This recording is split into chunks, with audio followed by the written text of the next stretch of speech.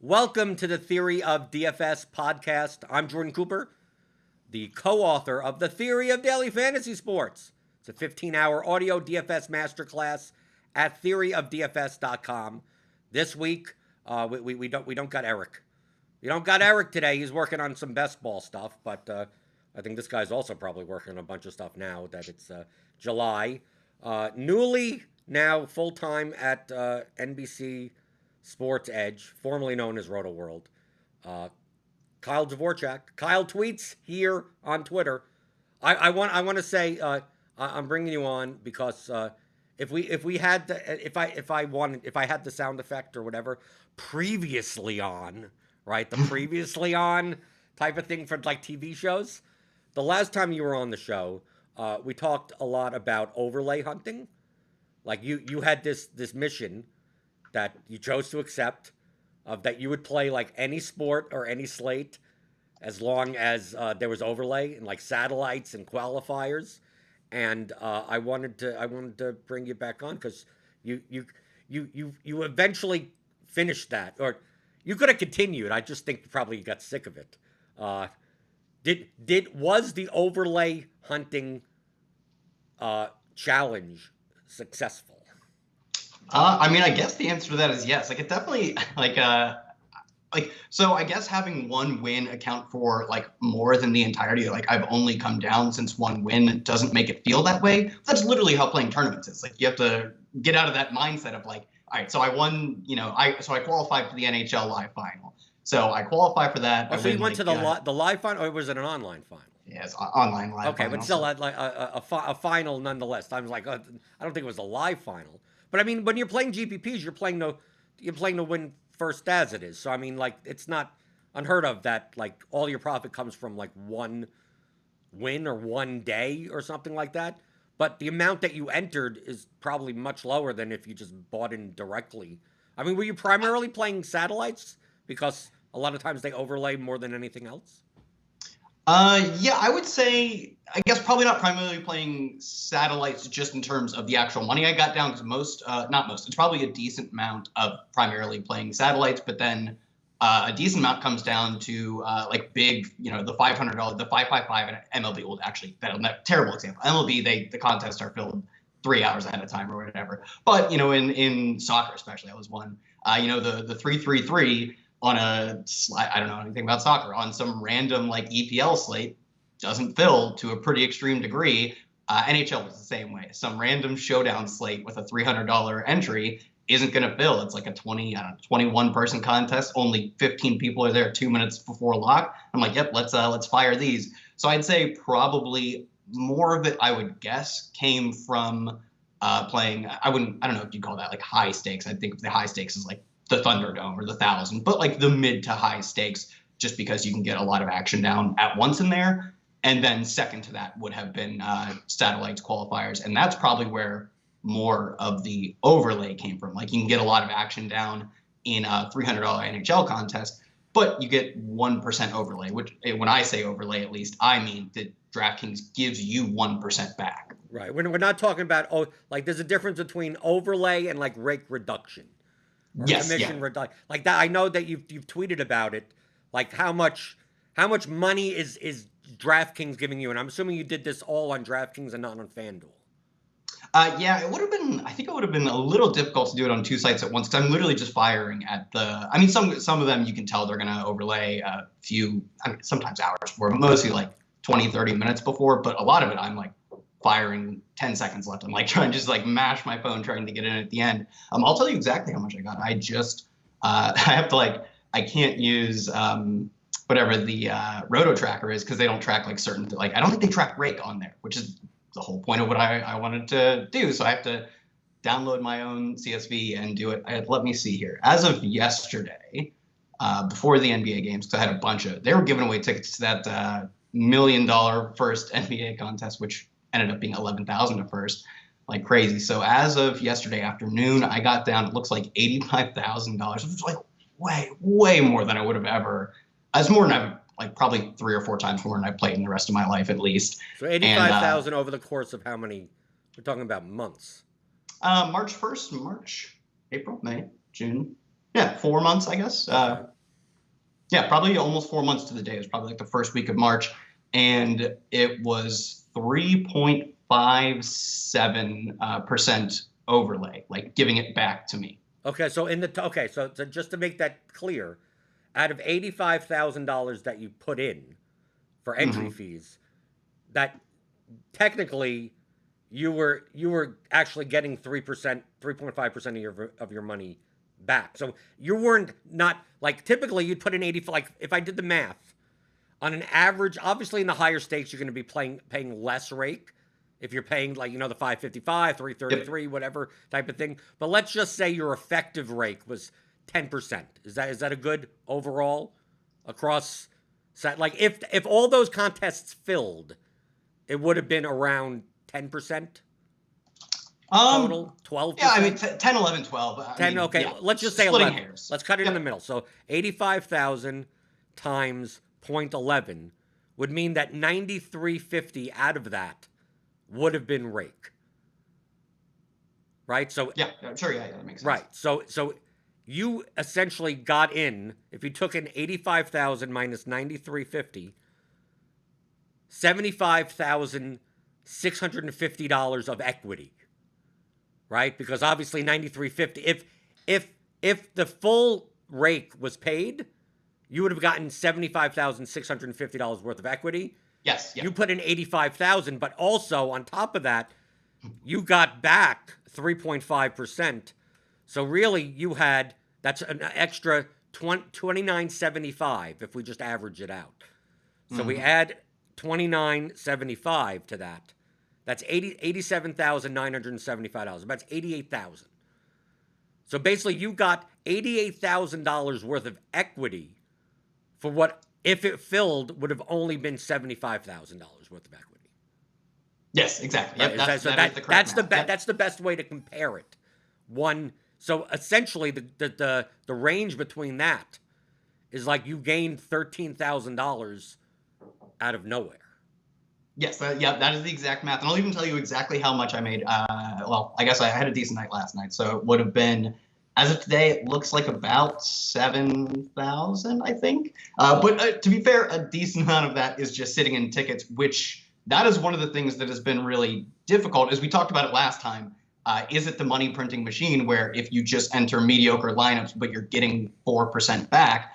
The answer to that is probably no. That like imagine in a world where everyone just like turns randomness up and enters a lineup. So you get this like nice bell curve distribution and there's no rake, you're flipping coins. It wouldn't matter. The first person in that bell curve who decides to employ some sort of strategy, stacking, leverage, etc., at that point, if you are not doing that, you are losing money. You're flipping coins at a 49.999, if it's a large tournament, and that one person has a tiny, tiny edge. And I think there are far more people in tournaments today who are employing good strategy than are entering dead lineups. You're still getting you're probably not winning first, but it could happen. There's not, playing injured players anymore. You're getting more people playing strategy. So assuming I have like 3.37, not 357, but assuming I have, 3.37 rake that I'm getting back, or not rake that I'm getting back, overlay that I'm getting paid, I still don't think that's enough to actually be a profitable player in this because When you mean a profitable player playing a base level with applying no strategy.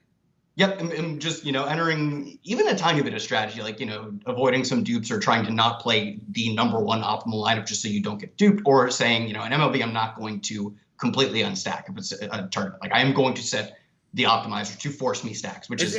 Is that what you were doing? I mean, because you're playing a lot of like you said, you're playing soccer, you're playing NHL, you're playing random showdown slates. Like are you just finding the overlay and then like you go into your latest your local content Mhm. projections place and just go give me something competitive. Like you're essentially saying Yep. give me something competitive. Maybe it's not like if it's baseball like that you probably should stack, but you did no research, you have no context of the slate whatsoever. You're just like, 100%. give me the best 5-3 lineup you could find. Like, just give me Yeah. I have 3 minutes. Just give me the best 5-3 in like basketball showdown or something. You're just like, well, give me a lineup under X amount of ownership, and then just whatever it is, right? Because you know that in like Showdown, you don't play like the cash lineup or anything in a GPP.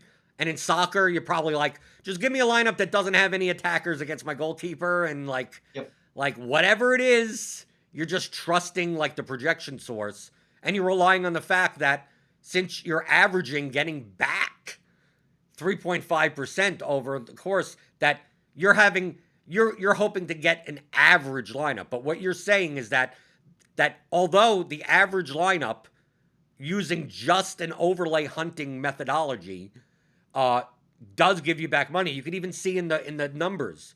I know we're dealing with still small sample sizes, even though we're talking about 3 or 4 months. If we said before that you got $88,000 worth of equity that would have normally cost at full $75,000, that's a $13,000 difference. You only profited $7,000. So technically, based on the equity that you did get, you lost $6,000.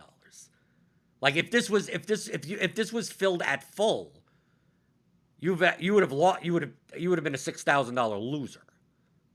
Yeah, right? Probably. Yeah. Based on that math and based on my experience, absolutely. Like I was like scraping by with a massive edge in terms of my edge versus the rig's negative edge that it gives you.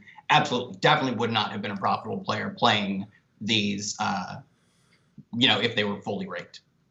Right. So, but the whole point of the point of the experiment was the fact that you weren't playing any type of strategy.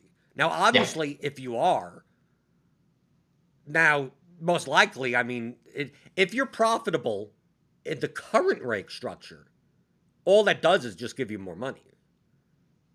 Yeah, exactly. Yep. And I think I think I was maybe a month or so ago, I, tweeted out or DM'd you. I was pretty much done with it. I've still played a ton since then, but I have started to incorporate more strategy into it as opposed to just chasing. And or also playing sports that probably. I know, like you DM me. You have to like devote like your entire day to it. You were just like, I got to check every slate at every time and see what. Not everyone, but it all comes down to when you can't schedule your own life because you don't know where the overlay is going to come from. You don't know if the soccer slate's going to fill. You don't know if this NHL slate's going to. You don't know if NASCAR secondary contest or MMA secondary most likely the major sports fill. You probably weren't. How much MLB were you playing? Almost none. I actually got every once in a while for whatever reason. Like it's probably just like complete randomness that some other sporting event was on. There was some Six Flags was doing a countrywide sale, so all the dads were going to Six Flags. But no, MLB filled all the time. I thought so when I was playing just NHL and NBA, I was getting decent action down, and I was like, we're gonna get MLB, and I'm gonna be firing on all cylinders. And MLB feels so early. It's this is not. They've been limiting the content because the NBA playoffs are going on. All the MLB DFS players were saying for 2 months, like, why the contests look like shit? Like now they're stepping up, but now because the finals, and now we have days where there's no NBA, right? So now they're putting in some effort. So maybe you'll get more overlay possibilities now, especially in stuff like the late slates and the showdown slates. But the main stuff, like you're not doing this for NFL. Like NFL doesn't overlay. I've never looked into it. It's possible though. Like NBA overlaid a lot just because they had they were releasing contests. They probably still are. Like up until the very last second. Like you're getting these like $10 23 mans that come out minutes before. Oh, but those are cash games. These aren't like the tournaments. You get the 23-man tournaments. The first 7 or whatever probably get paid out. But there's not a ton of action. But they had a ton of NBA had a ton of satellites / qualifiers. I don't really know what the difference is. They had so many of them, and even if they're just like the 10-cent ones, the 25-cent, $1, $5, the 15 or 20, they gave out so many of those, and those never fill. So there's not really good action in just standard tournaments or cash games. But there is like seriously every night a few hundred maybe dollars, especially on full NBA slates where you get the the tiers, the showdowns, the turbo slates, all of those things. They just give away so many satellite, so many tickets that no one wants to play. Like it's mostly understandable. Like imagine being like just your average Joe Schmo like playing NBA lineups and you see they have a satellite to a tennis contest. Like you're not entering that. So that's where a decent amount of that's where all of the action that wasn't like high stakes came from was mostly like NBA and NHL like satellites basically. Satellites into niche sports. Some of them, I mean, they gave away a ton of satellites to the NBA contest last night. But I mean, some of it is niche sports. A decent amount of it is like satellites to soccer contest. But it's not all. It's not all of that. They give satellites like whatever, just like once a month. The MLB will have a big contest. Like they have a $2,500 contest in August that they're giving away tickets for, and those aren't filling. So I picked up one of those last night. But yeah, and the thing is, let's say like I won the NHL Live Final ticket. It was so I got super lucky. Keep on saying live final. It's an online final. You didn't go anywhere. Well, it happened live. I experienced it live. Yeah, everything's live. Yeah. The online final, it was super cheap to get the ticket just because I lucked into it. It didn't cost me a lot. They were overlaying, so I got a bunch of bullets and I hit one. But then you can't, once you get that ticket, to actually make a good profit on it. I really think that's where this strategy falls apart is you have to employ a serious amount of strategy to be even competitive in a live final. Because you're just playing against like, Osmo, Brick, whoever. You're just going to get dusted by them if you just show up like, well, if it's the MLB live final, I'm going to get a 5 whatever stack and then just throw it in. They're all going to run laps around you because they have they're all playing, I'm not saying perfect strategy, but they're all attempting to play close to perfect strategy. So you can employ just like, I'm going to not dupe in the NBA showdowns and try and pick up a bunch of tickets. But once you acquire those tickets are going to be contests that are fully raked and have a ton of people actually trying for them. So I think at that point, this strategy kind of breaks down to where you still have to employ real excessive strategy to make the most of the tickets you acquire. Right. So it just means that maybe going overlay, the ticket satellite overlays aren't as valuable as, when the smaller field, higher stakes. Because you saw in soccer, I mean, dude, I played in some of those contests, right? You'd see for the Euros this past month that sometimes like they'll run 120 man 3-3 or whatever, and like it's 5 minutes to lock and it's like 78 out of 120, right? Like and it fills at like 90. Out of 120, but that's still overlay, right? I mean, that's you look and you see your green number is higher than the number that you put in, but still at the end of the day, you have to realize there's a balance there between hunting for overlay and then being able to the first thing that you have to beat when you play DFS for a living is the rake. Right? Because it's not just being better than your opponents. It's being better than your opponents plus the rake. Right? So like in a head-to-head that's being raked, it's 9%. If your edge is like, oh, I'm better than this guy by 7%, you're still losing. You're still losing, right? You have to be better. Right. Being better than 7% is also a really good advantage to have in a head-to-head. Like that would be one of the better advantages you can have. So you have to be your opponent is going to have maybe a small deficit to you. The rake has an incredible advantage. If it's a 15% rake, that is an incredible. Well, not in head-to-heads. Head-to-heads, you're getting like 9%. Yeah, if it was 15% in head-to-heads, no one would play. I mean, it would be ridiculous. Yeah, but even in tournaments, you have to have the edge over your opponents, but then you have to have that plus the rake of 12, 11, 10, 15 in the giant $3, 100,000 to first, whatever types of contests. Yeah, so there is, I think that's kind of just what this, I don't want to say taught me, but just really reinforced it. You, with a 3.37% edge, my opponents still have an edge over me just firing blindly without employing any strategy. Now, I have scaled that back. I don't know if I've played quite less, but I've just targeted more. like I got into Counter-Strike and just like enjoy watching it. It's on at a perfect time of day for me, like right before I go into my work shift or during my work shift. So I actually like employ a decent amount of strategy in those lineups, and they've been incredibly profitable. With soccer, I don't know anything about soccer, and when I played like the high stakes contest, I got just obliterated. Gave a ton of money that I had made from the NHL final back, and was like, no, can't be playing these without knowing anything about them, even if there is a 3% rake back. The high stakes soccer lobby is really difficult to beat, especially when you know nothing about soccer and aren't really trying that hard. So how much did you win from the NHL final? I think 12K, maybe 10K. It's one of the two. I either got 10th for 12K or 12th for 10K. It was one of them. But I mean, how much did you invest in satellites and qualifiers that overlaid into that specific tournament? That one was like $500. Okay, but that's good though, right? No, I'm saying like that one is that is the run goodest of the run good. It was like a handful that the $4 2 entries, 70 people, and then that one gets a $250 ticket into another contest of 70 people, and then that one gets you to the live final. Oh, so you were able to piggyback on that? Yeah. Rode the ladder up 2 different times. That one I'm laughing because that was way above expectation on that. But still, you were playing those contests because they were overlaid. Absolutely, yeah. Yeah, I wouldn't have played them otherwise. So. Right, you wouldn't be playing hockey contests at all. Yeah.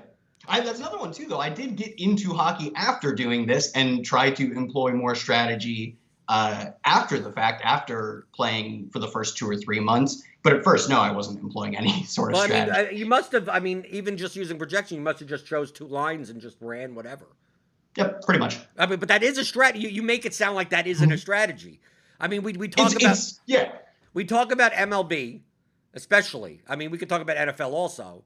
That when using this word strategy just means some type of game theory concept that implies what I call the 3 levers: projection, correlation, and leverage. The 3 kind of main facets. Many people just use the 1, projection. And even if they don't have a projection model, they're doing it in who's going to do well, right? Like that's trying to predict that. But when you say strategy, it employs the other 2 elements. Correlation is the easiest as long as you understand it. Like in MLB, we still have contests. They're running the $6 knuckleball, whatever, again, on DraftKings. You can download the CSV. You're going to find 20% of the lineups being unstacked messes. That's what I like calling them. 2 is it really 20%? 3 1 3 2 what, like not 5-man stacks, not 4 3-1s at least. Just a lot of lineups with minimal correlation. It puts you at a significant disadvantage in comparison to stacked lineups. But because they're in there, that's what makes the contest profitable. So like in NHL even, like just the fact that you're taking what 2 lines do I want to stack together? And this is me talking about NHL, and I don't even play NHL DFS. But I would know that, hey, I'm just going to go to I'm going to go to RotoGrinders projections, right? I work for RotoGrinders. And if I wanted to put together a competitive lineup because I was getting, overlay and rake back, and I need to put something together in 5 minutes, I'd say, just give me just as long as they're 2 stacked two lines, just whatever the best lineup is. And maybe even after that, I go, that is of a certain ownership. And then once I'm doing that, I'm applying all 3 levels. That is the most basic of strategies, but it's still a strategy. And in the contest you're playing, maybe not in the higher stakes. This is the difference between the higher stakes and the lower stakes. Like you mentioned in soccer and all in any sport. That in MLB, like for instance, MLB's going on right now, and I play some of the mid to high stakes, the 3-figure type contests, but I also play the lottos, right? The $6 knuckleball, the 440, on FanDuel, the 40,000 entries, and the top heavy payout structure. The percentage of lineups that have no strategy, like that at least seemingly no strategy, is much, much higher in the large field contests, because you get the casual money, you get you even get people that like subscribe to a site and use an optimizer, and they just don't. I'm going to run 150 lineups that are optimal and not care about anything else, since like you got a lot of min cash equity, but not really first place equity. Yeah. What settings did you use to make those lineups? I don't know. Right. I had calculate Right. 150 best lineups. Right. But in the So in the small field stuff, you're playing the 200 man, 300 man, 121, 200, whatever.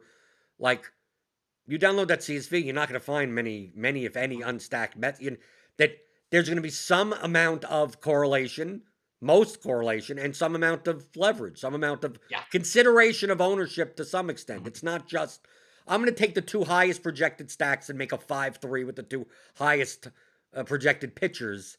Like, there's going to be some deviation there. So when you're hunting for overlay to me is much more valuable in the higher stakes contests than they are in the lower stakes contests. If you understand, overlay is good regardless, right? Because you're getting money. If you're going to play that contest anyway, now you're paying either less rake or you're getting money back.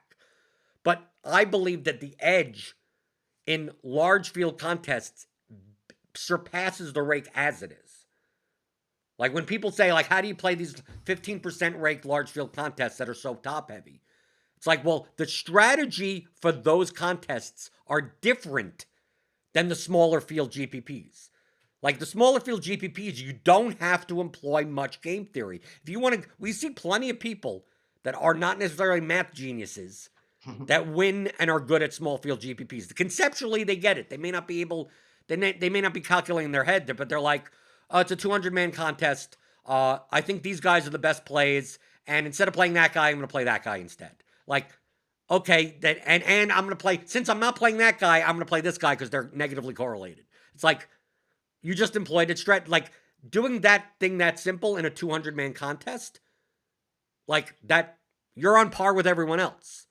In a large field contest, like, you can't just make a cash lineup and make a 1v1, right? So, like, you can't just go by that. Yet, I mean, you have to come in first out of 50,000 entries. So the strategies that you employ for that are going to be much more, you have to have a much better understanding. Or just run better. Obviously, you could just run. I mean, random lineups can win those. So if I said that one contest has a 15% rake, the other contest has a 10% rake, and both contests overlay by 1%, right? Or you're paying. Let's say you're playing rake free. Let's just say that they're just rake free completely. Well, I believe that there's a 20% advantage already in the large field contest. Yep. Right? In the small field contest, the differences between players may only be 3 to 5%. Like if there was no overlay and the rake was, let's say, 6%, like based on the strength of that contest, it's even hard to beat the 6% because out of 300 lineups, there may not be. I mean, like maybe you find 10 lineups that are severely negative EV. You just don't find that many. You're competing against a lot of sharper players, and the difference between our lineups are going to be 2 or 3% in one or two directs, right? Like, yeah. But it's a 6% rake. So, like, for me to now be able to get overlay on top of that, to me it's more valuable in the higher stakes than the lower stakes, where I would play those contests with full rake You didn't need it. Right. So yes, I'm getting more. But to realize your EV in the large field, it takes so much longer. So, like, the advantage of getting that rate, like, oh, well, imagine the large field contests only were 75% full. Like, that's massive rake back. That's massive overlay. But you know how many times? I mean, this is a trope amongst MMEers or whatever.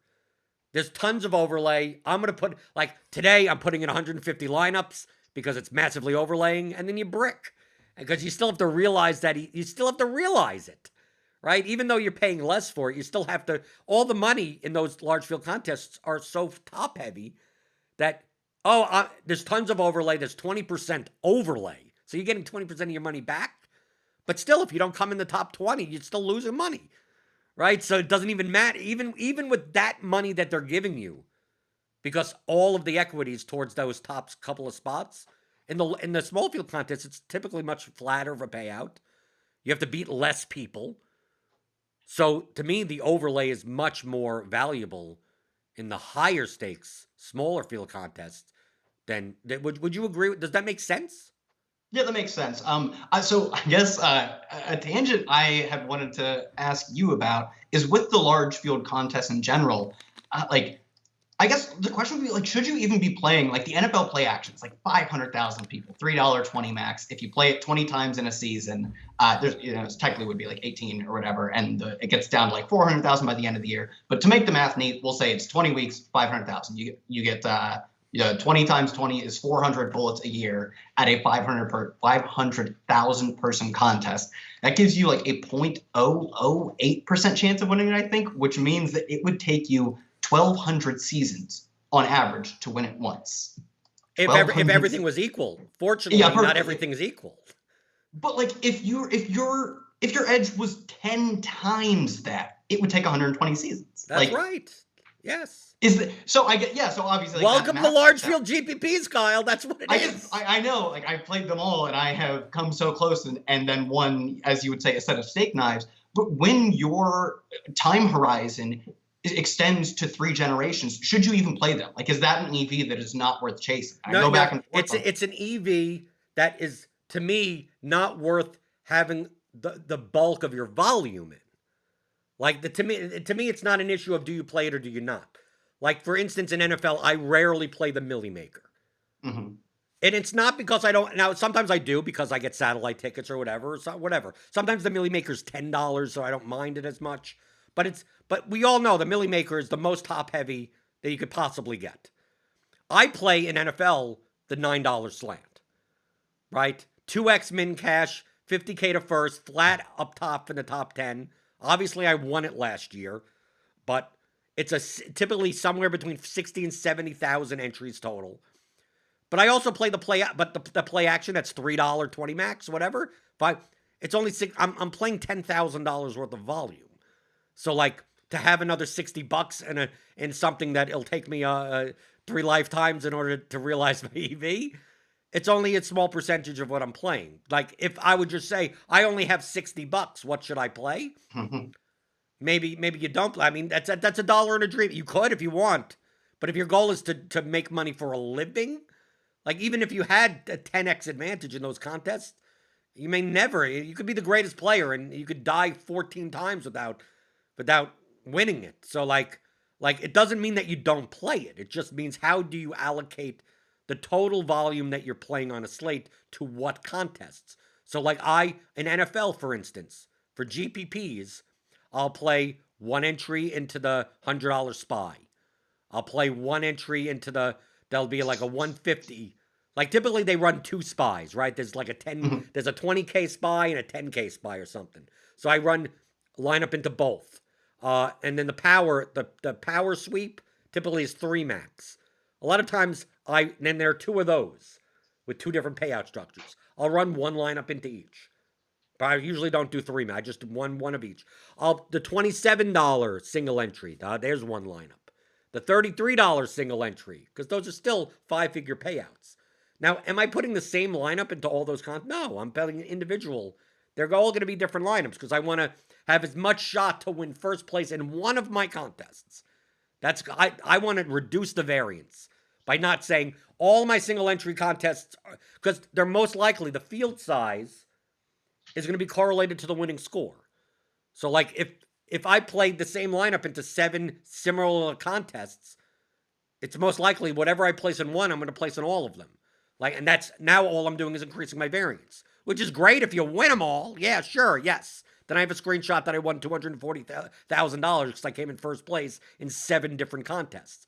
But my goal is to come in first, is to reduce my variance. I'm looking to play for a living. So like I don't want all of my lineups to correlate with one another. So I would play those, and then I would play 100 lineups into the $9 slant. So that's $900. Set $60 into the play action. Like it's allocated in a way, and then I build the lineups. So let's say I'm building 140 lineups in total for a Sunday. Well, I'll build the lineups as if I'm building lineups for the 9. My focus point is on the $9 slant. So essentially, I'm building $9. I'm building lineups that have projection and leverages for a 65,000 entry contest, but I'm taking my highest projected or highest owned one and putting it in the SPY, right? Because what the SPY is like 3,000 entries. So it's like, the vomit stack, low projected, milli maker type of line. Like I'm not gonna play it in the SPY. I'm just gonna whatever the highest projected one that I have that's already stacked. Typically has a run back. Typically it's a 3+1 type of lineup. So like to me, it's about how you allocate your volume, not whether or not you play. Like, do you play the play action? Well, if it's only 5% of your total volume, why not and win 100,000? Right? The same for the milli maker. Like, should I play the milli maker?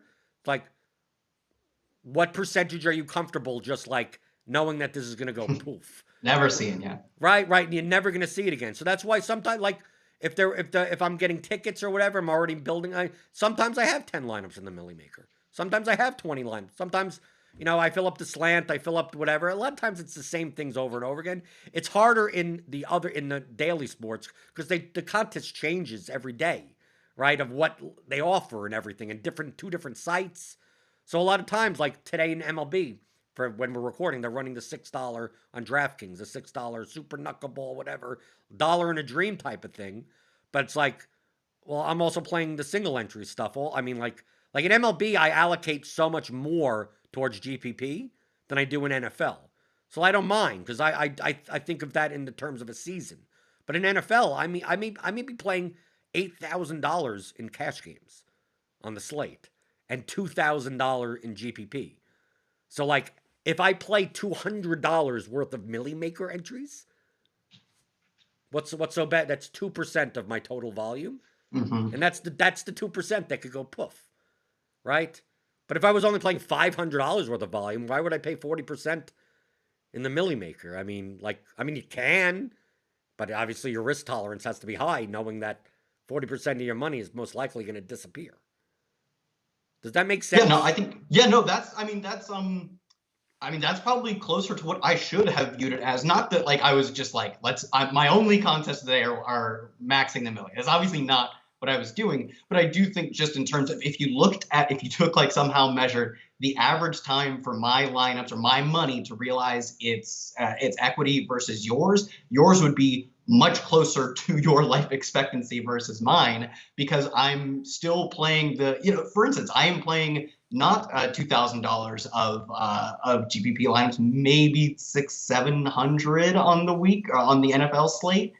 And 10% of that is towards the play action. That's 10% that I'll never see. I know I'll never see. But if I scale that back to 5, 2, 1, whatever percent, whether by playing more action or by playing not the full 20 into the play action, then it becomes a very palatable way to spend a few dollars, because it's just like having this balanced portfolio. You want to have this tiny, tiny, tiny tail end, but the tail end should probably have some sort of reflection on your time horizon to collect on that tail end in terms of your amount of your portfolio it takes up. And I probably, for what I want to realize, which like I'm not doing this for a living, but I'm doing it for more than just beer money. I'm somewhere in between that. My tail end of time horizon should be closer to my tail end of how I want to, accrue the money and how much equity I have. So yeah, I think it's probably the reason I asked this is not to find out, like you said, not if you should play it, but how much of it should be your action. Well, it also depends on how good you are at playing those types of contests. Yep.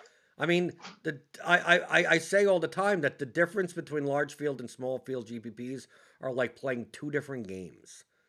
It's two different. It's night and day. So the people that play these small field GPPs are typically not very good at the large ones, and the ones that play large field ones, a lot of times, like me, my biggest errors in small field GPPs is being too contrarian, because I build primarily for large field GPPs. So there are a lot of lineups that I play in the $100 SPY. That now I don't mind playing contrarian, because typically the ownership condenses, which means you could get a lot more leverage fading certain players because they'll be way more owned in single entry, right? A player that in NFL that is 26% owned in the large field, maybe 46% owned in single entry because they're like the obviously underpriced running back play of the week type of thing. But it also just gives you more leverage that if they fail and you don't have them, half the lineups in the contest are dead, right? So it gives you more incentive not to play them in the small field. So that's how I think. But that comes from a very large field type of mentality, right? Because it's like, who are the chalkiest guys? How do I beat 100,000 entries in this contest? Well, you know what the easiest way to do? Fade the chalk. I mean, like that's the easiest way. Doesn't mean you have to fade all of it. Obviously, you have to properly leverage your lineup. But in smaller field contests, when you're playing, I mean, some of these the 4-figure contests, 78 entries, right? 78 single entry contest. It's a $3,000 entry fee. To beat 78 entries, you could essentially kind of play your cash lineup. Like whatever a cash lineup would look like, you could essentially play that. Who are the best plays? Let me make a little stack and get lucky on defense and whatever. And so the skill set needed for the large field contests is much more than, like in the small field, you're relying very heavily on that projection lever. And even the correlation level, like in NFL, a lot of times in the small field, the better thing to do is to overstack. Just say, if I find the right game, just take as many of those pieces and I could survive a 0 if that game goes off 45-28 or something. Like, you could do that, but in large field, you can't take a 0. It's very rare that you can. You'd have to have a very low owned lineup in order to win with a 0, because all the other guys are 1% and they put up 50 points. The Jay Sternberger lineup last year when right. week 1 or 2, because you just got a billion points out of Aaron Rodgers or whatever, and a billion points out of, there were like three. There were 3 guys in that lineup that were 2% owned or less. Yeah, no that one had played ceilings that and having them all 3 together, like there's probably no other lineup in the contest that had that together. Right? Yeah, you need to get any imperfection in your lineup. You need to go from the 99th percentile to the 99.999th percentile if you have already accepted an imperfection. Which is not repeatable. Which is not a repeatable process. Absolutely, yeah. I mean, the big thing back then when I came out and said why are we? I mean, that's the main thing. Why are we studying winning lineups anyway? Like, to me, that lineup that's not a plus EV lineup. Like, if you that's why you study it. No, well, there's no point in studying. To me, it's a disservice to people to say it's like, okay, negative EV doesn't mean you can't win. It just means that the amount of times that you win doesn't equal the amount of times that you pay in, so you end up losing money over the long run.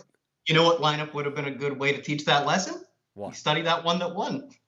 You can study things that are bad and be like, don't do that. Even if it won, you do I think that's but no one was studying that. People were studying it on how it was good, and I was like, what the fuck are people doing?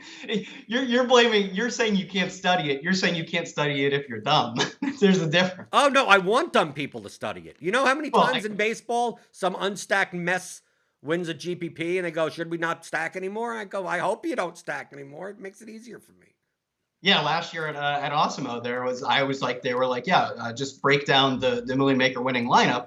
And there were some lineups where I wrote, don't do this. I was like, this one, I mean, I can see how it worked, and I describe how it worked. But at the end of that, I said, there's a unstacked quarterback. And I was like, there are other things in this lineup are good, but you should still, pulled up the numbers of the past 50 Million Maker winners. And it's a very specific one lineup. Only one of them had ever been non-quarterback stacked. So you can look at if you have a good teacher, you can look at a lineup and even if it succeeded, find out why it was potentially minus EV.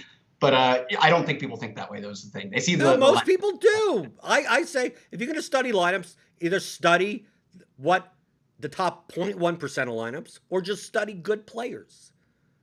Right? Yeah, you'll get more use of your time by studying good players, right? For sure. But you're not going to be able to, even Osimo, when they won the first Euro slate with the substitute that he forgot to take out of his lineup. I didn't. Right? It's not he didn't do that on purpose. He didn't, I'm going to play the backup that's going to come in after Castagna gets injured. No, just dumb luck. Right? What would you learn from that? You would learn, what would you learn? And you ask Alex. You would learn sometimes bad lineups win. If you right. But that's what Alex would say. Alex wouldn't say, well, I left in, he didn't purposely leave in Moynier as a substitute. Moynier was expected to start. And Alex is probably busy in his life that he put in all the lineups before the starting 11s came out and never checked. And it just so happened that, okay, well, whoops, I didn't do the global swap even. And then the guy gets injured and the guy comes in and scores a goal in the I mean, like shit happens. Murata, someone won showdown with a goal off the bench, which is a little bit more viable on a showdown slate, especially in a knockout game, because they could go 120 and get but most likely you're not playing substitutes. But like, there's nothing to learn from. There's like, to me, I want to learn from sharper. I want to learn from players that have ROIs that I would like, GPP ROIs that I would like to switch with, right? Yeah. I mean, but if I write an article that says here's what Brick's 150 set looked like, everyone's gonna be like, Brick, who the hell is Brick? So you gotta draw people in somehow. I'm not saying it's you're the corporate best way now. to You're NBC corporate now. Thinking about the content and the clicks. I've always thought about the clicks. I like making content that people like, as long as it's not actively making them worse. Like, if you can look at the lineup at 1 and me tell you, probably don't play this lineup. I get that at 1, probably don't play it. What do you write about that? What's the headline? Here's the lineup you shouldn't play. Click on it. Who's clicking on that? I think that'd be a good headline. This Millie Maker lineup sucks is probably a good headline. I think that'd get clicks, I think. But what are you going to say? It's one line. Don't do this. Here's the lineup. There you go. Well, say why you don't do it. And then you get the comments that are like, well, that guy won $1 million and you didn't. Yeah, you can't teach everyone, but if you can, I think that if you can look at a lineup, if I can teach someone that to look at a lineup that won and them understand why you probably shouldn't have played it, why it was minus EV, that is also a very successful teaching lesson to get across that counterintuitive point of the winning lineup isn't always good. Now, of course, that like you know this, that doesn't always happen. You don't always you teach the counterintuitive lesson and people don't get what makes it counterintuitive. It almost never happens. Most people don't get it. I do a show every morning on Roto Grinders. I always get 2 or 3 new people that just don't get it. Well, why are you talking about all these numbers and stuff? Why aren't we talking about baseball? It's like, why? It's a math game. Why do we have to talk? Everything's already in there, right? Just like in football, everything's already in there. Like, what are we talking about? To me, the more interesting stuff is the roster construction, is the ownership, is the game theory. Because to me, that's where the edge comes in. Like projection, even projection wise, who doesn't have good? I mean, obviously, there's plenty in NFL. There's plenty of casual people that don't even understand what projections are. But I mean, around the industry, is there that dramatic of a difference in projections?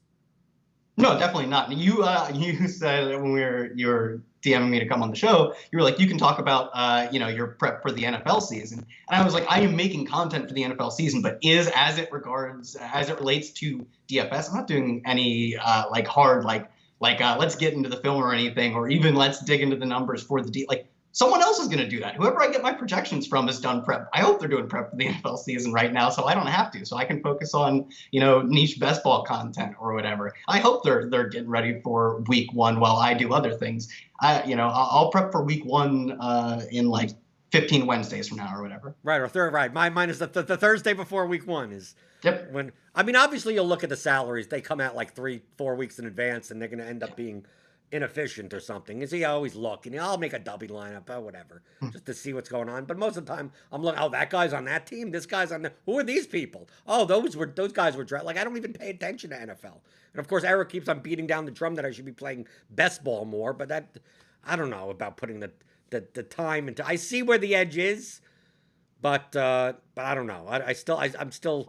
What don't you know about? Is it the time? I guess I just don't get it. If there's you are about preaching about hunting for the edge. You're here not because you're the greatest sports fan in the world, because it's a really awesome way to make money, and that's the important thing is you can make money doing it. Why not get into best ball? Because I'm also the type of person that if I'm not 100% all in, that I don't feel comfortable doing it.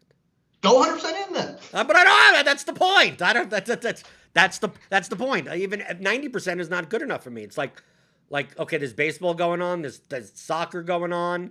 What do I want? Because when people, why don't you play hockey? Hockey's very similar to soccer and MLB, and it's correlated. It's like, Well, there's more on my plate that I can't do everything well. I'd rather do smaller things well.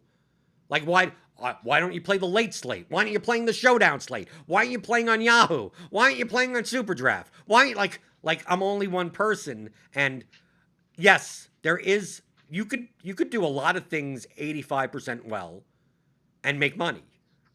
But you could also make the same amount of money doing 100% the less things 100% well. What am I more comfortable with?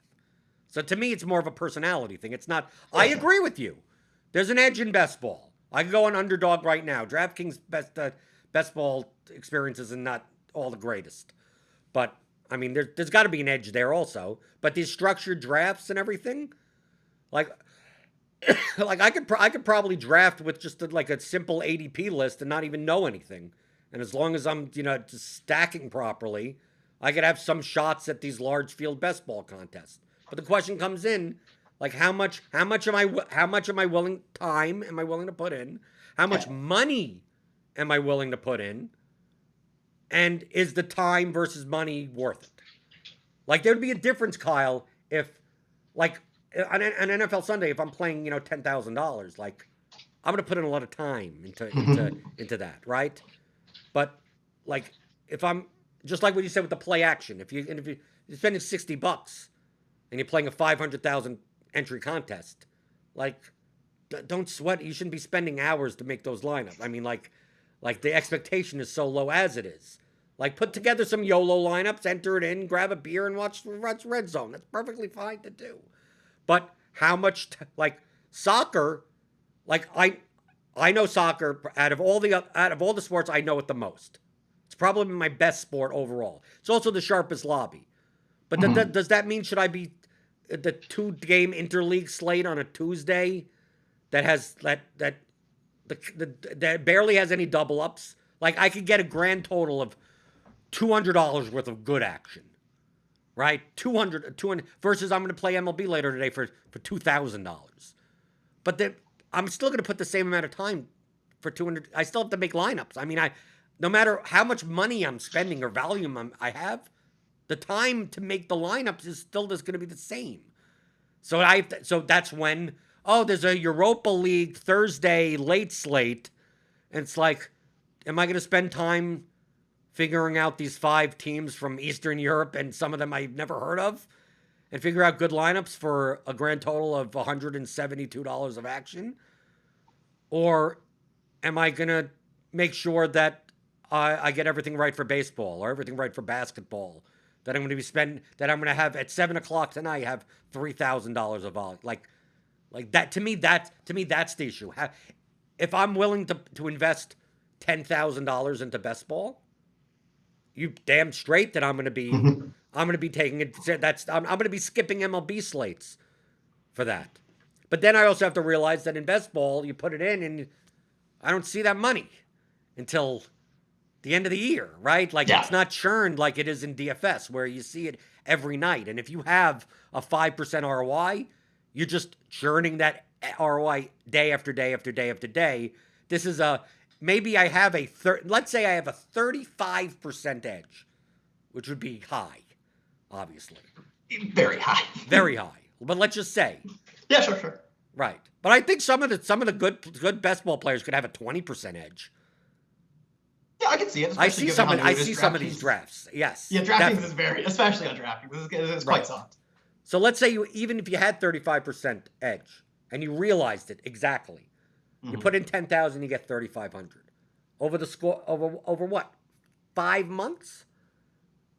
I can make more. I can make more in double ups and playing every day in MLB. I mean, I could get there the same way. Because it's compounded. Like to me, that's the biggest difference between season investing. That's perfect. Yes, I could be a good season-long MLB player. I could join NFBC or whatever. I probably can join the $5,000 leagues. Take it seriously enough. Know good game theory and beat those. But for what? A 15% edge over the scope of a 6-month season? And I have to put in work every week for fab and waiver pickups? Are you kidding me? I could build today's MLB slate tonight for 9 games. I could show up at half an hour before and build 150 plus EV lineups and then go to sleep.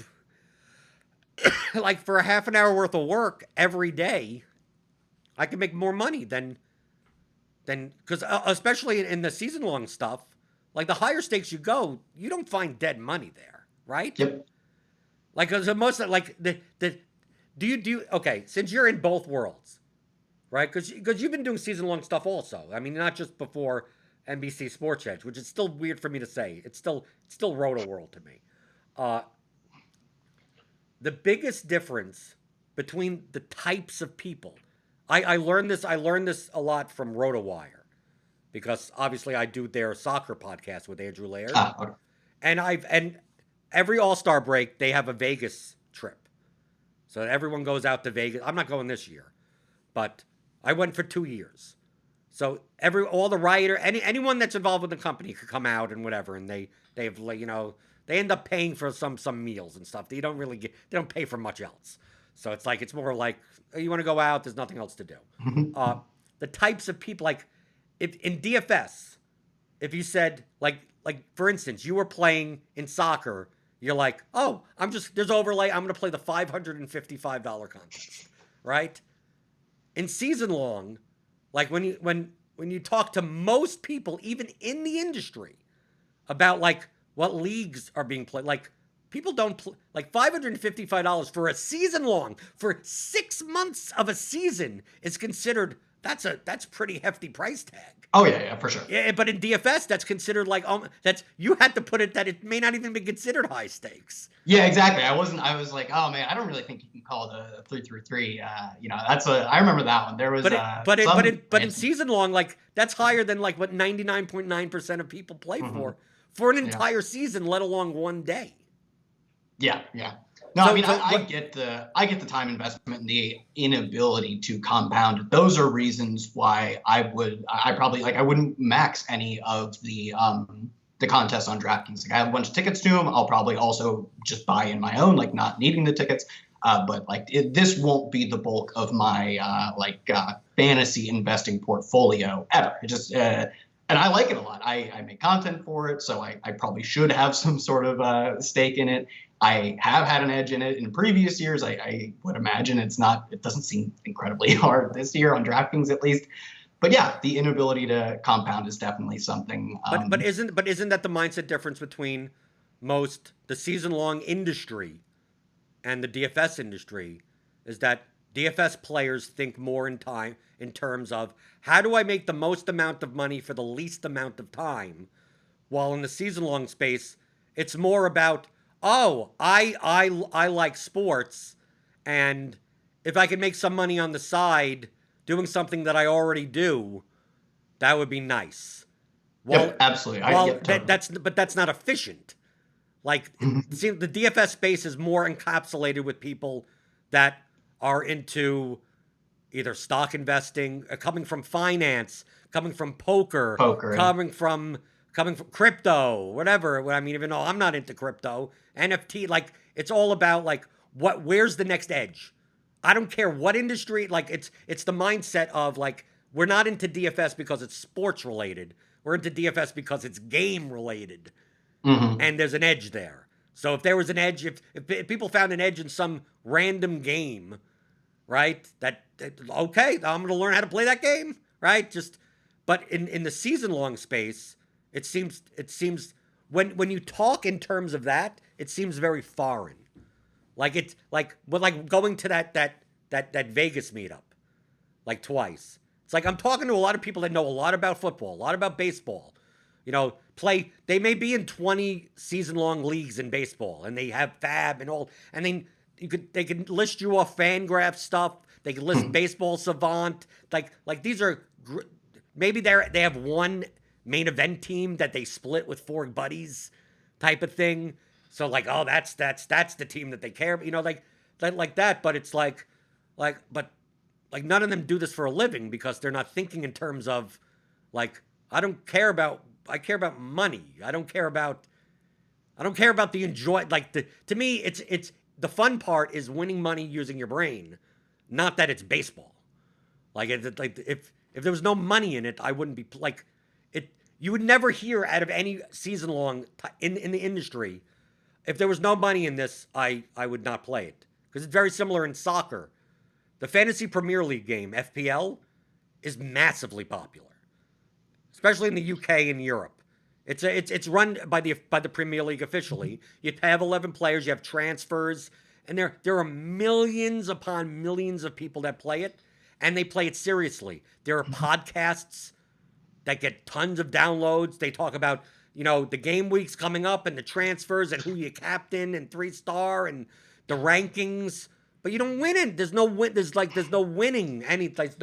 You get a firm handshake or something. I mean, I think maybe the person that wins first out of like 16 million people gets like, here's a jersey and like $10,000, like some type of Samsung sponsors it and gives him the biggest TV they have or whatever. Right, or something like that. And I look and I go, why the hell am I spending 38 weeks doing all of why am I spending time if I'm not getting any money in return? It's something that's enjoyable, but if there's a money version of this, I prefer the money version of this, and there aren't any. And in FPL, if you're gonna have a private FPL league, that's $1,000. You ain't finding bad players in that. You ain't finding. It's the same thing, just like with the NFL, whatever.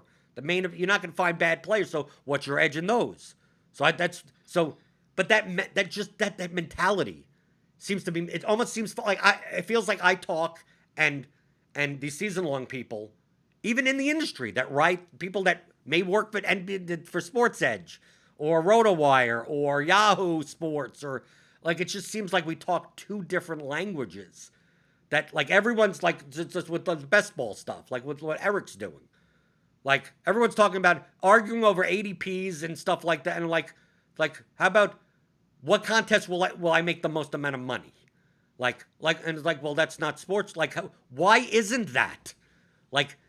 To me, that's the disconnect. It's like I feel like I need to shake people. Because I see all this content. We're gonna see NFL coming up.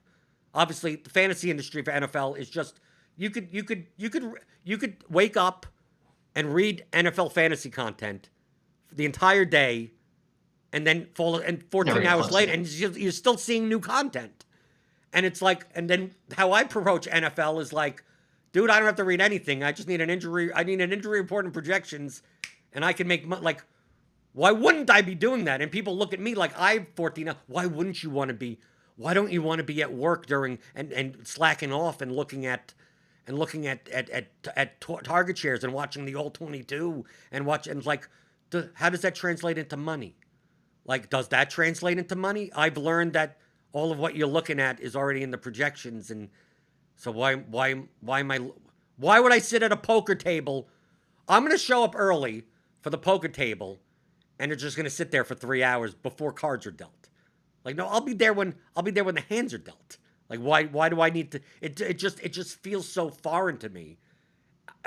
I'm making it out like I'm the one that's right on this. That's what I was going to say. Right, I'm obviously putting bias from a perspective of why aren't but to me that makes to me that's the disingenuous part of that's the main reason that I don't necessarily love DFS content. I agree. From the season-long perspective, because if you're not coming from the mindset of none of the sports matter, all that matters is you making the most amount of money, most of the stuff that you'd be looking at from a season-long mindset going into DFS would be completely wrong. It wouldn't matter. None of that stuff would really even matter. Yeah, so I guess, I agree with you. I would never in my life consume DFS content that I didn't think gives me an edge. And there are totally podcasts and articles that I looked at and go, oh, that's a good leverage point. I should have thought of that. Oh, that's a different roster construction. They're few and far between, but that's just because there's a lot of content. If you look hard enough, I do think you can find good DFS content, even if it is relatively scant. The only thing I would say is if someone came up and told you, I'm playing the play action, playing one lineup in the play action, it's totally for fun, I don't expect to make money. Why would you waste your time learning about game theory to make content for them? Well, because you want to play the best lineup you possibly can. But they don't. That's the thing, is that person does not want to play the best lineup. That is No, no, no, not no, their. no, no, no, no, no, no. Hold on. The person that's doing that is still reading all the other content. That's the point that I'm making. That's the point that I'm making. Like people that most people that play on DraftKings or FanDuel are casual players, right? Mhm. But it doesn't mean that they're casual, as in it's 12:30 before I want to. Oh, I don't know what's on or whatever, and I'm just going to build a lineup. Yeah, so, that could be some casual, meaning that it's people that may be in their own fantasy league with their friends, and it's like maybe they play on DraftKings once in a while, and on Sunday night they're like, I'm going to make a couple of lineups for this Millie Maker type of thing. These are people that on Tuesday are reading waiver wire pickup articles. These are people that are they're reading all that content to learn more about, quote, football. Like what do we have on Saturdays? Start sit. Do I play it's the same thing of, do I play this guy or this guy? What tell me what the purpose of that for, if you think in the mentality. Like to me, this is the biggest difference. If I had a start sit, if someone asked me a start sit question, like I wouldn't be able to write any words, because I don't understand why you wouldn't just play the player that has a higher projection. Like, so what am I right? So what is the article for? Like, if you said start, it's entertainment. Well, I know it's for it, but I'm saying usefulness. If you're thinking in the mindset of playing DFS, you're thinking in terms of time efficiency and how much money you can make. So start sit articles are in and of themselves the opposite of what would be useful for DFS, right? If you're thinking from a mindset perspective. Oh, I mean, absolutely. The right article for here's the start sit for season long people that are thinking in that mentality. So you basically, what you're doing in the start sit or whatever type of thing. Here's the 10 value plays, whatever the hell it is. The picks type of article. So I'm talking about it from a mentality difference. Like the season long type of play, the types of person that doesn't come at this game from a math perspective. They're like, just tell me who's going to do well tomorrow type of perspective. Well, you have to tell them, you have to go, well, this running back's good, that wide receiver's good, and this tight end is good, right? And you write 2 paragraphs each on why they're good. Now, my article would just list those 3 players and say, these are the 3 highest projected players at these positions. Is my article any different from your article? It's not. You're just explaining it's the same exact thing, but from an efficiency standpoint, I don't need to know. Like, in the past 3 games, he's did, like, number one, that's not even relevant. It's a small sample size, and it wouldn't even factor. Like, it's a lot of the articles are justifications of the projections that already exist. There would be no, like, I don't see any decent one. Like if at NBC Sports Edge, if you had NFL projections that showed X player projects poorly, they're probably not going to be in many articles. I mean, but from a time perspective, in the DFS mentality, my main goal, I've learned, and I've had to learn this when I started for a year or 2 in. And when anyone starts, you think you can't get enough information, right? You go, well, I got this much. There has to be more. There has to be more edge I could find somewhere, right? I'm going to study this. I'm going to study pitch types. I'm going to study, especially in baseball, you could go down the rabbit hole with that stuff. And you start going through, going there. If I have time in the day, I have time to look at stuff, right? You think in those terms, 100%. Which is the season long. That's that mentality. The DFS mentality is the opposite. Once you learn what is not efficient, you become more profitable the less time you put in.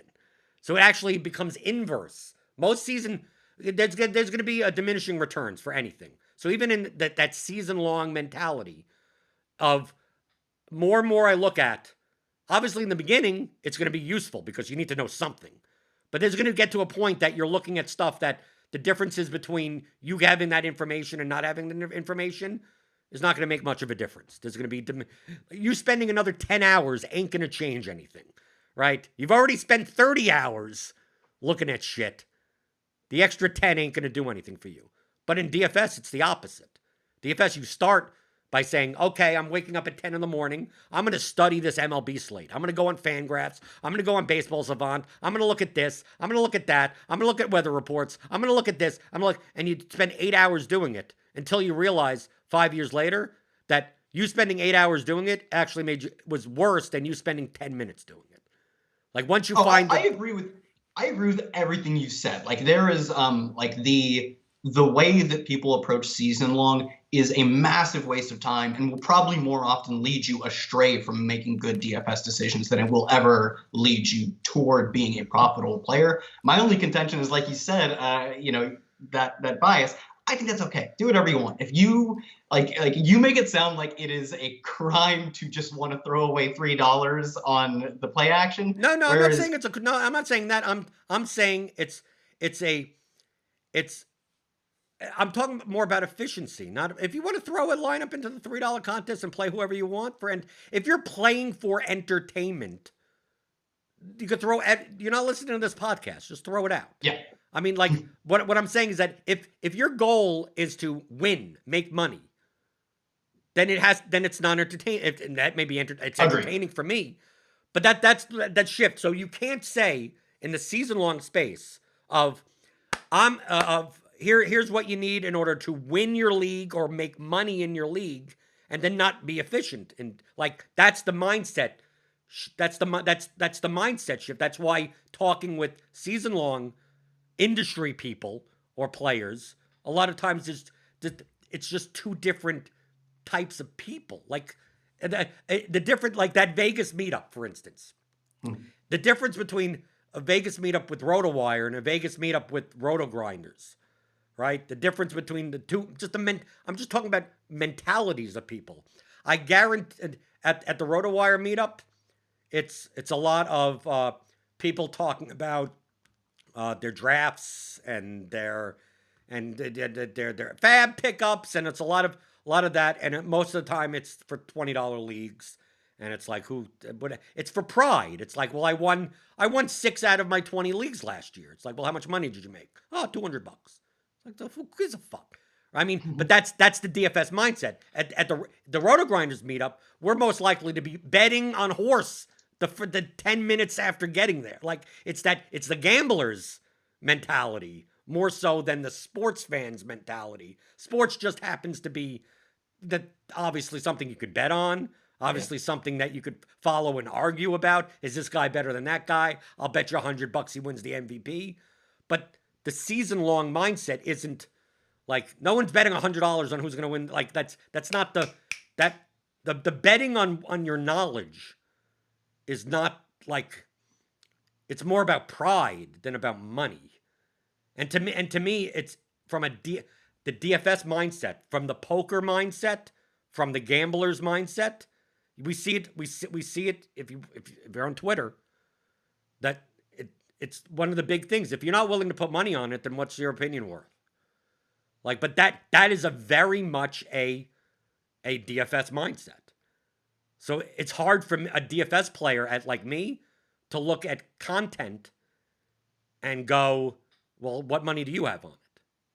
Right? Like, right. And see it like if you're playing the $5,000 main event and you're talking about, I have to it doesn't matter if you're good or bad. I have to respect you because what you're saying is what you're doing. Like, why wouldn't you? Like but so many people in the season long space don't think of those because it's not about the money. It's about providing people value, whatever, in $20 leagues at home, which I completely get as well. But I can't get out of the mentality of if you're not willing to put money on it, it doesn't, people thought it was morbid for me to bet on COVID deaths. People thought it was.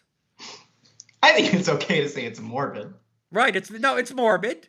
Yeah. It doesn't mean I'm rooting for anything, but in March, when the death count was only at like maybe 2,000 or 3,000, there were plenty of people in my timeline that are like, this is no big deal, right? And of course, I looked into, I understand microbiology enough I know viral. I just common sense to me that there's going to be there's a very good chance of 250,000 people dying this year in the United States, and the biggest gambler in our DFS space, Empire Maker, basically thought 50 weren't going to be 50,000 people dead from COVID, and I said there's going to be way more than that. But his attitude is, well, how much you want to bet on? I mean, if don't say an opinion not willing to put money behind. So it's like, you're absolutely right. I wasn't planning on betting on COVID deaths, but to me, it's more of an integrity. I made a tweet that I think a lot of people are going to fucking die from this thing, and people are not taking it seriously enough. And someone said, well, why don't you bet? If you're not willing to put money on it, then why should I? Then it doesn't matter. So I said, okay, $2,000. And of course, I won that bet. And then I won another bet. I won a bet. Someone gave me 4-1 odds on 250,000. Right? And obviously, that hit. Right? Right? Yeah, I especially think with something like this that individuals' opinions on how serious COVID would be actually matters. Your individual actions matter. So being able to financially stake your opinions where it matters is extra valuable and solidifies your integrity. In something that doesn't matter, like fantasy football, I don't find it as entertaining or fun when I'm watching someone who I know isn't really getting their action in on it, even if it's not a ton, it doesn't have to be that 5,000 main event, but someone who isn't really dedicating themselves and their wallet to it, it's not as good. But I will say that I feel like there's a difference between the COVID deaths and, start sit. You shouldn't have to put $1,000 on every start sit recommendation you make. No, I'm not. No, but I'm talking about the mindset. But yeah, how people approach things, right? If anything comes up and I'm like, I believe I have an edge. I mean, I bet against Empire Maker in the Awesemo Challenge, right? As long as I got the right line, right? Did Empire win that? Yeah, the Thunderdome Challenge. I thought Alex played horribly, by the way. He did not set good lineups for the contest he was in. Yes, is what you mean? Okay. Yes. In what way? Because I remember the Twitter beef. It's not beef. I remember the Twitter thing. I actually didn't follow the contest very closely. So in what way? I'm curious. That kind of went past me. I thought Empire Maker was minus 120 favorite, and I was getting better than that. So that, to me, that's all that mattered. Was I getting better than the odds? Yeah.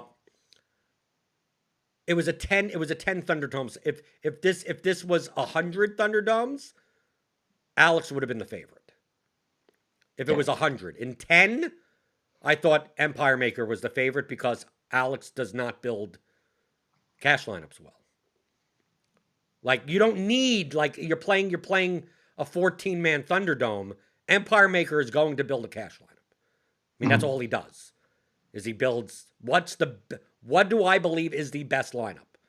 And it may not even be the best projected lineup, but whatever he believes to be the best lineup, they're always going to be competitive cash median lineups. But you don't have to. How many points do you need? I mean, to beat 14 people, to beat 10 people. Alex was building these lineups that would be fine in a 300-man. If he was playing a single entry, if he was playing the 777 with 300 to 500 entries, would be fine. But I mean, there were many slates. I saw his basketball lineup, or I was just like, why? I see Empire Maker's lineup, and his lineup is like my lineup. Like literally my cash, it's the obvious lineup. And in a sample size of 10 Thunderdomes, how much leverage do you need? Because if Empire Maker could just come in second and third in 2 or 3 of them, Alex is gonna have to win one in order to even just break even, because his lineups have too much variance in it. So do you think Alex was making lineups that were bad for the Thunderdome, or were bad for the Thunderdome that included the Empire Maker bet? Yes, both. I think they're bad. They were bad for. I think they were negative EV for the Thunderdome in and of themselves, and I think that it was a poor strategy. His lineups at the end were fine because he was down. Like then I get it. But in the beginning, because I know I played AM2 and I have to block him in order not to play head to heads in any sport against him. I know he plays a one lineup player. He plays it into everything, and whatever he doesn't leverage for the contest. He just here's my one lineup. I'm playing $700,000 worth of volume on one. I'm playing 10K head to heads like that. He's playing for against small, really small. So you don't. What do you need? How much game theory do you need to know? Nothing. Just play the best plays and let other people make mistakes. That's kind of how he plays. And I saw Alex's lineups from the beginning, and I'm like, he's playing too cute. Like it's why do you, it's a 14-person contest. And he knows that he should know that Empire Maker is going to be basically playing the optimal median lineup or something very close to it. So he's playing lineups that are giving up way too much projection for way too much ownership in a contest that's 14 men. That's I would just look and I just go, why what wasn't there an NFL that he had Julian Edelman? That's right. I remember that. I was just like, why are you doing this? Like this like you don't need to do like yes, if you want to beat thousands of people, but to me that's going back to what I said before, the difference between small field and large field play. And this is really small field versus large field play. Like I consider Alex to be a great large field GPP player, but not the greatest small field GPP player because of that exact instance of like you're going to be going up against a lot of people that are going to be playing highly projected lineups that have high probability of like you don't need to beat them by 30 points. So if you want to get slightly contrarian, then get slightly contrarian. But like he's playing the right game theory if it was 1,000-person contest, and it's just like you're not going to win enough, and especially for that challenge, you're not going to cash enough in 10 like that. What happened. It was exactly what I thought would happen. That Empire Maker would cash enough, and Alex would basically have a 1 in 10 shot at binking. Because I didn't think Alex was going to... I thought Alex would literally go 9, like, low place finishes and, like, 150K. And if that could all even out to Empire Maker coming in second and third once or something like that, that's where I saw the minus 120. But over a 100 sample size, now obviously you're giving Alex a lot more shots at bink, bink, bink, bink, and then making it so that Empire Maker just can't cash often enough to make up for that. So then I would put it on Alex's side. But obviously in a large field contest, I mean, I would think if you did the same challenge in the lotto type tournament, I would and he'd say let's say you make it a large enough sample size. Let's say you make it 50. I mean, that's still not large enough, but it's still larger than 10. Yeah. I'd put Alex as far as who would have the most amount of money. I'd probably put Alex at a minus 1,400, minus 1,500 favorite easily because Empire Makers are going to build. Is going to build one lineup, a cash lineup that's going to 1.5x. Because we're talking about a 50,000-person contest. Yep. Like he doesn't win those. Like there's no way that his type of lineup is ever going to come in the top 10 equity spots in those contests. Maybe he could come in the top 10 of the 777, 500, maybe 1,000. But not the 100,000 entry, not like the milli. Imagine doing the milli maker. Like Empire Maker is not going to win those. Alex could win those. So like the chances of the profitability chances go much up. But to me that this is what DFS is. Like we were talking before about the season-long mentality type of things. Like me and you could talk about DFS. If we had a DFS meetup with sharp DFS players, this is what we're talking about. Yet at the season-long type of mentality type of players, it's all about sports. Giannis and Trae Young and DFS players are talking about like 2% edges here and who's there and contest selection and all that type of stuff. Because we realize that like most of that other stuff, like either we've already come up with a process that automates it. We purchase a process that does that. Yeah. Like it's part, like all of that stuff is done for us and we understand the value are time versus money. That, like, even if I'd rather spend 2 hours watching a movie on Netflix than reading fantasy football content, right? So even from that perspective, what am I going to gain when I could, like, I'm sure NBC Sports Edge has some baseball content today that is talking about, who the good pitchers are or whatever. And it's like, I could just go to the bat and just go, like, what are the numbers next to these players' names? And most likely, the stuff that you describe in that article about the pitchers correlates to the numbers that I'm seeing anyway. So, but season-long people don't think like that. Yeah, that's perfect. So I was thinking the exact same thing as you were describing the edge that Alex probably was giving up. That was what I was thinking as you were saying that. I was like, oh man, I'm excited for NFL season. I'm going to play some different contests, try and figure out, like, really hone in like the differences between playing into play action and, maybe get more action into the spy. Like, I didn't play the spy last year. I don't know. I just didn't play spy last year. Like, oh, really thinking about the differences between those sounds exciting to me. And then, but that's the DFS mindset, is trying to figure out how to solve the game, or at least come as close as possible. And whenever you were saying that was like the most excited I've been for the NFL season. I was like, I'm really excited to, like, think about this and try and carve out an edge. Whereas I'm sure my friends are like, man, Browns are going to be good this year. Baker's going to have a breakout season. I've thrown some MVP. Right, and it's like, you say that, I don't even care. Yeah. Sometimes when people, this team sucks, it's like, I don't even know what the records of these teams are. Like, I don't even know what the records are. Is this team good? Is this team? All I see is numbers on my screen, and that's it. That's it. All I'm looking at is, like, okay, I'm going to play the spy. People are going to play this, and they're going to stack the Cowboys here. They're going to do that there, and I'm going to do this and this. And, like, what's the difference between the projections and the ownership of these two teams? And it's like, oh, actually, this team is slightly better than that team. Or what can I build here, and what can I build there? And then you go to the next contest. Oh, this is the play action, and it's like, okay, well, here's the third tight end from this team, and stacked with the run. What happens if this team actually blows out the other team? Like, you're thinking of really weird, but you're thinking of what happens versus of what you think is going to, like that whole predicting outcomes thing. Like, in season long space, like, that's all it is. Mm-hmm. Like, and that just, to me, it drains it. The end of this episode is me basically condemning most of the content that the company that you work for. I would say a lot. Well, I mean, but to me, I have that opinion about the entire industry. So it's not just NBC Sports Edge. It's just from a DFS perspective, like, you do so much better by just Xing out those sites and just never looking at them.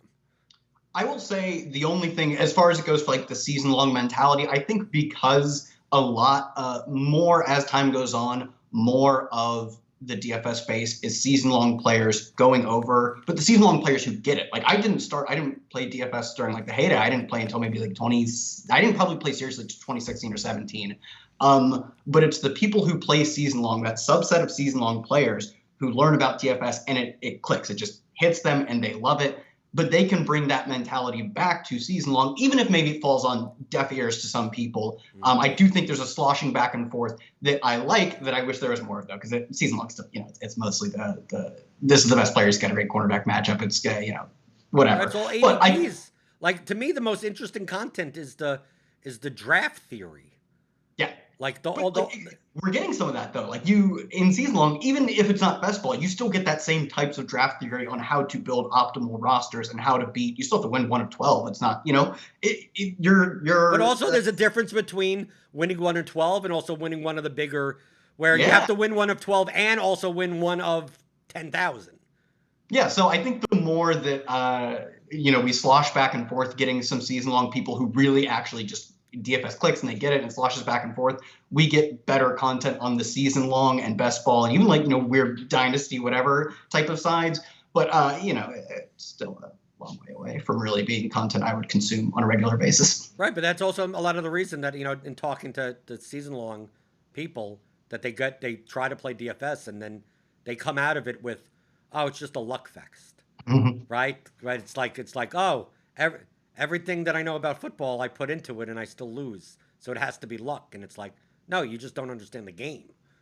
Right. It's like, it's not a test of your football knowledge. It's a test of how well do you play a mathematical game. In season long, you get a large enough sample size that your football knowledge, if you're better than the rest of your, you know that this guy's worth way more than what he's being drafted for versus your opponents or your fab value or whatever the hell you're doing in season long. Like that's an edge. But in DFS, you don't get that edge because you get a 1-game sample size. So like, it's the same, just like in baseball. It's like, oh, okay, how much edge do you have knowing that that Vlad Guerrero is better than Rhys Hoskins? Like, how much do you get? Like, not in season long. You would if someone in season long was like, I'm going to draft Hoskins before Vlad. That's massive edge. You're right, and you got Vlad before you. Yes, if you say so. Right. Hoskins plays for the Phillies. Yeah. The Phillies went off last night. I know that. I had some. It was one of the very few times in a week that there was overlay in MLB, so I know that guy. I don't know the Guerrero guy though. Oh, they both hit home runs. Yes. You don't know Vlad Guerrero Jr. on the Blue Jays? He's an MVP candidate. But what I'm saying is that over the course of 162 games, look at you baseball nerd with all your baseball knowledge, knowing all these players. I just know that he hits a lot of home runs in his MVP. You've seen him in the spreadsheets. Yeah. Right, I see him in the spreadsheets. But what I'm saying is that the difference of that if by playing Mike Trout or whoever, like what it could be any sport, like you get to realize that edge over 162 games in season long, right? If you draft a good team, if you're playing in a 12 person league, and you're the 1-1, someone let's say in your league, the first round draft pick, someone drafts McCole Hardman with 1-1. Like, obviously, like you're gonna make money in that league probably, right? Right? If people are being drafted just like, oh, someone drafted Aaron Rodgers second then. Right? Let's say you get Christian McCaffrey with 1-9. Like, that edge you have over a 17, 18 week period. In DFS, you don't get that. What edge do you get? You only get to realize that for one day, and in a 1-day sample size, fucking anything could happen, right? So if like you're playing a lineup in baseball where I'm gonna in DFS, if you say for the same amount of salary, would you rather play AJ Brown or would you rather play Byron Pringle? And someone says, I'm going to play Byron Pringle. And you're playing them head to head. And that's the only difference between your two lineups, right? Let's just say. If you were to play them for 18 straight weeks like that, you'd crush them. But it doesn't mean you're going to win all 18 weeks. Every once in a while, Byron Pringle is going to score more fantasy points than AJ Brown, right? There's going to be an injury. There's going to be something like that. So to me, that's that time horizon difference is the mentality.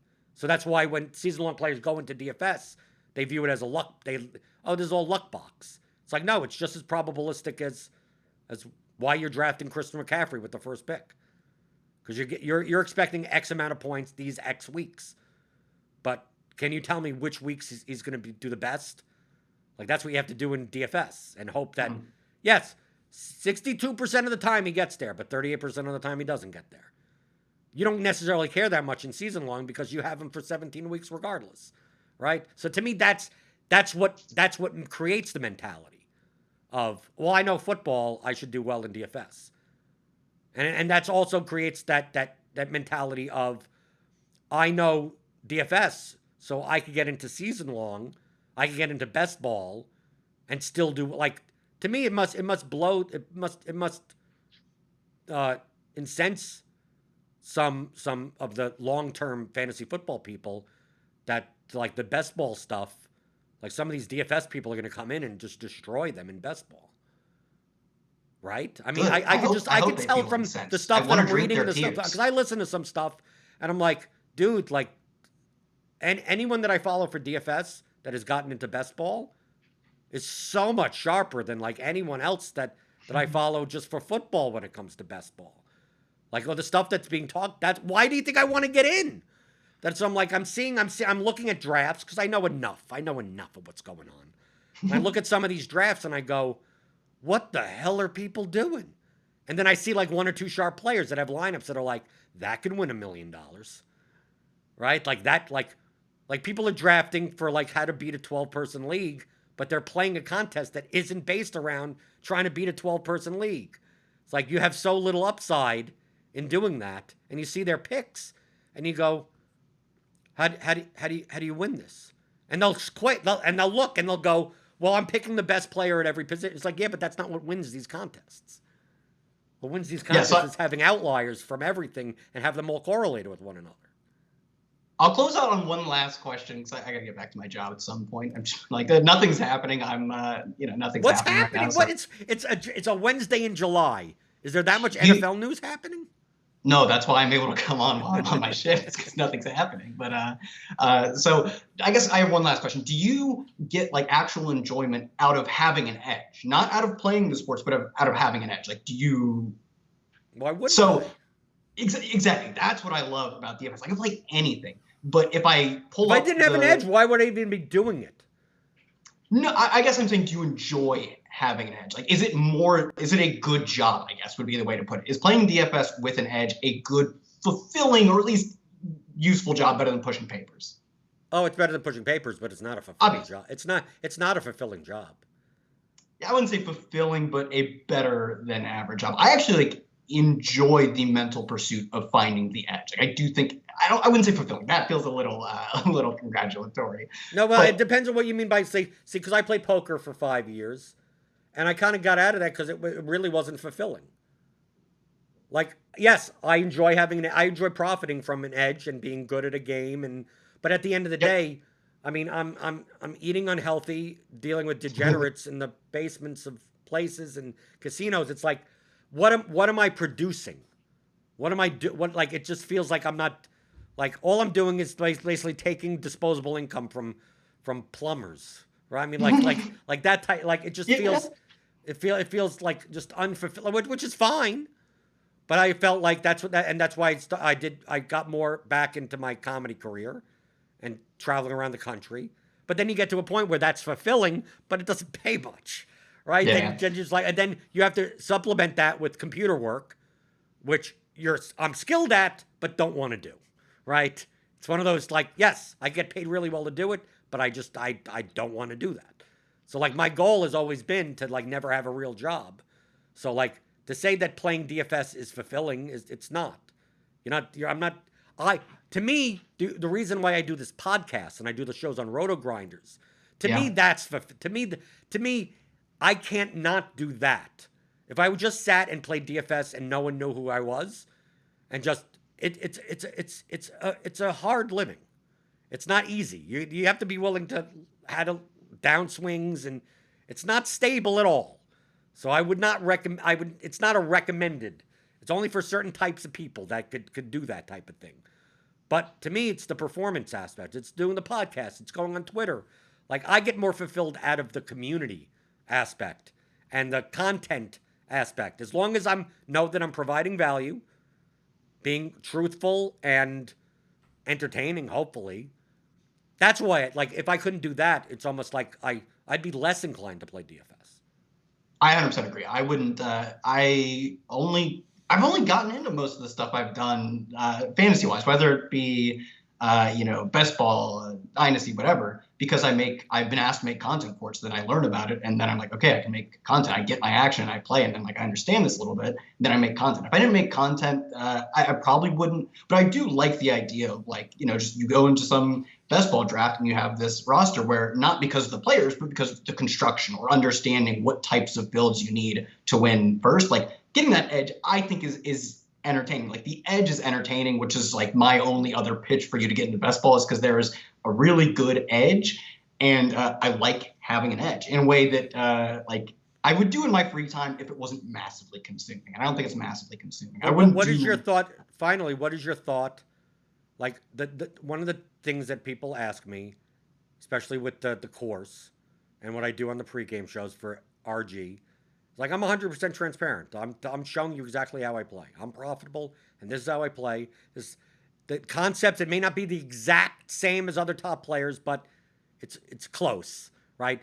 They may have different automation processes. They may have slightly different, they write something in Python. I'm doing it in Excel. Like, it's all the same concepts, just whether or not how efficient you are, how accurate you are, same type of shit. But like, aren't I giving away the edge? I'm teaching people how to essentially play as good as I do. I'm reducing the edge of the contests. And to me, just like what I said before, if it wasn't like, I wouldn't get as much enjoyment out of DFS without doing that. I enjoy performing. I enjoy teaching. I know I'm giving up some amount of edge. I've said in the past, 95% of people that listen and watch and read the course and whatever are just not going to do it, right? Are just going to, are you going to execute poorly, not going to commit, not have the discipline, not learn further. So like, why do I even care, right? Because great. So now I get the best of both worlds, right? I get money from doing content, and they don't listen to it, right? And they listen to it, and then they don't do it. And I still maintain my edge. But for the 5% of people that do take it, there are plenty of people that 3 years ago, like, oh, all the stuff that you were saying on Periscope, I finally get it. And now I don't want them in my contests. They're making more money than I am, right? And but I view that as like that's the fulfillment factor of it, of like, yes, I'm reducing my edge by doing shows like this. But am I reducing it enough that I can't make a living doing it? No. But the amount of edge that I'm giving up is worth me being fulfilled. Me being, here's a show, here's some jokes on Twitter, here's some whatever. Like to me, that's it. It's not. It's that, like you said before, I'm not like the be all end all the pursuit of edge. Because if that was the case, we wouldn't even know each other. I'd be some random name no one would have. Oh, what's that Blender HD guy? Oh, who knows? He's an enigma. He's not even on Twitter. Like, because there are plenty of users that are like that, which is fine. They get fulfillment out of that, and we tend to get fulfillment out of bitching and moaning on fucking podcasts. So, I agree with everything you said. It started with, I'll end with this. You said I'll end with this question. Is there a question here? Oh, is that what do you feel the same way? Do you feel that if you're giving advice on like structured drafting and game theory like that are you concerned that, like, well, now that everyone knows, right, like how much edge you're going to have, or is it the same type of thing where you'll write it and 95% of people still won't do it? Yeah, I mean, even if everyone who read or listened to the course, everyone did it, and you all met up and played, the slant with the $9 one, that would account for 0.001% of the contest being 30% better. You're losing like that's still 9. Edge. That's a little edge. No. Exactly 9. But you've also made it up by getting paid to make your content. Right, so if you were just to look at it in the money sense, you make more money by giving away your edge because you give away 0.01% of it because you just don't reach 1 million people. You don't reach all 500,000 playing in the play action. I'd probably make more money if I did. If I could sell 500,000 of these, I just won't play DFS anymore. Right. But even if you didn't get paid a single dime, even if I didn't get paid a single dime for giving away my tiny amount of edge that I give away by teaching people, totally worth it. Even 5 times a year, someone will DM me or something and be like, "Oh, this article was great. I never really thought of it that way." When someone says I never really thought of it that way, I'm like, oh, there's something in it when you can let someone learn something from you. I'd pay to have that dopamine rush. Right, that's fulfilling. You just don't want them in your contests. Yeah, you got to give up the you have to give up the edge of tomorrow. Yeah, it's worth it, I think. Right, edge of tomorrow, live, die, repeat.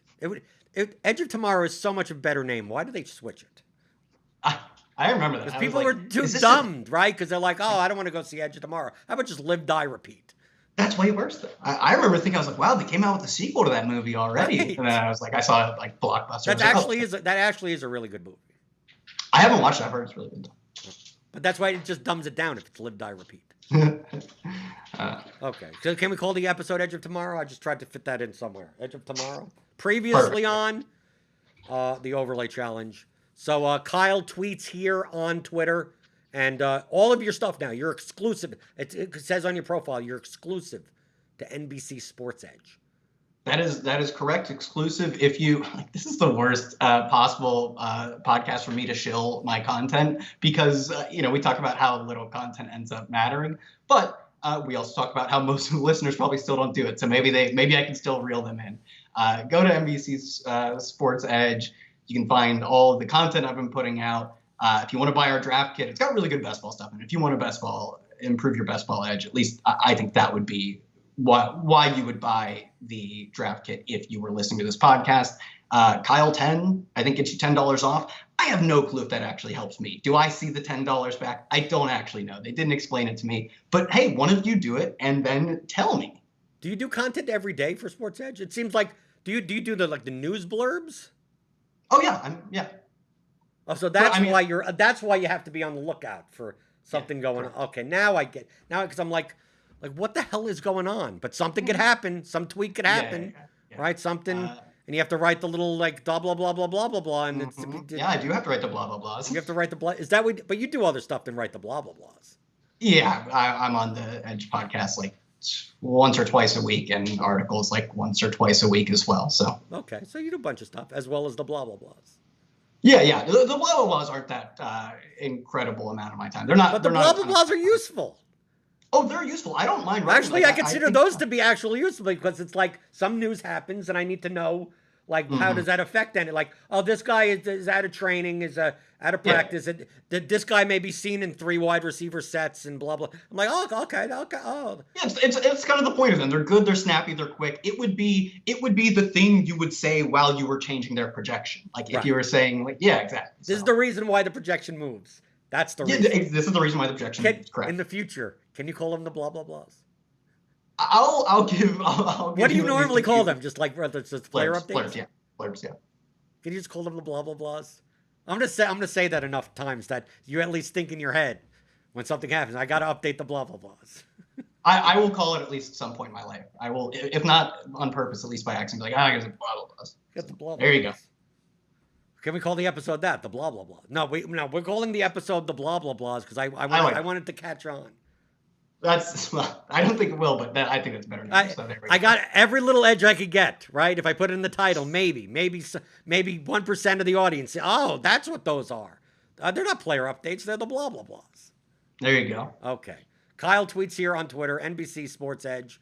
Kyle 10 for $10 off the draft kit there, and it probably doesn't go to Kyle. I don't know if it does. Or just send Kyle $10 on PayPal. Just do that. Don't even buy the draft kit. Why don't you just ask straight for money? I don't provide anything. Just send me money for your PayPal. Someone will do it, right? That's not a bad idea. You could send me money. Theoryofdfs.com. 15-hour audio DFS masterclass that you could pick up right now.